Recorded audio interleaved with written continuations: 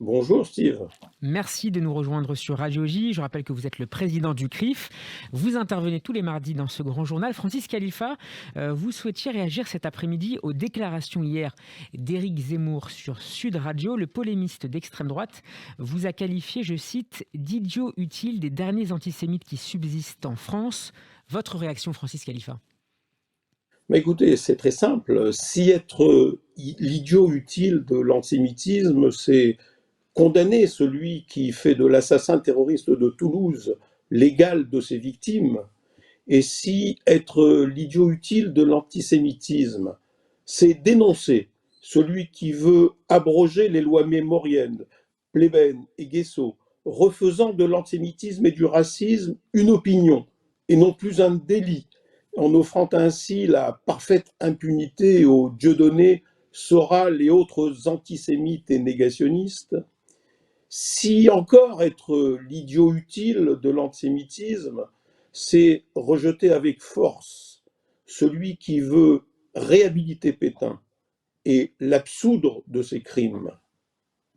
Si encore être l'idiot utile de l'antisémitisme, c'est être révolté par celui qui accuse la justice française d'avoir fait un procès politique à Maurice Papon, qui, de 1942 à 1944, en qualité de secrétaire général de la préfecture de la Gironde chargé des questions juives, a supervisé l'arrestation puis la déportation de près de 1600 juifs vivant dans la région, dont la plupart ont été assassinés à Auschwitz.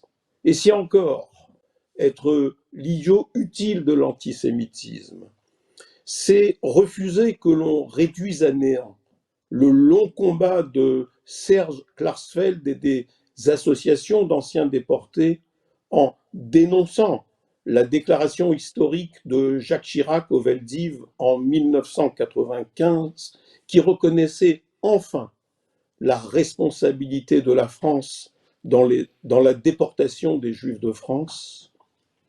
Si être l'idiot utile de l'antisémitisme, c'est être horrifié en pensant à son dîner avec la fille d'un haut dignitaire nazi, ministre des Affaires étrangères d'Hitler, et si enfin être l'idiot utile de l'antisémitisme, c'est pour une fois être d'accord avec Jean-Marie Le Pen, qui fait de lui son fils spirituel et son héritier politique, alors que dire d'Éric Zemmour?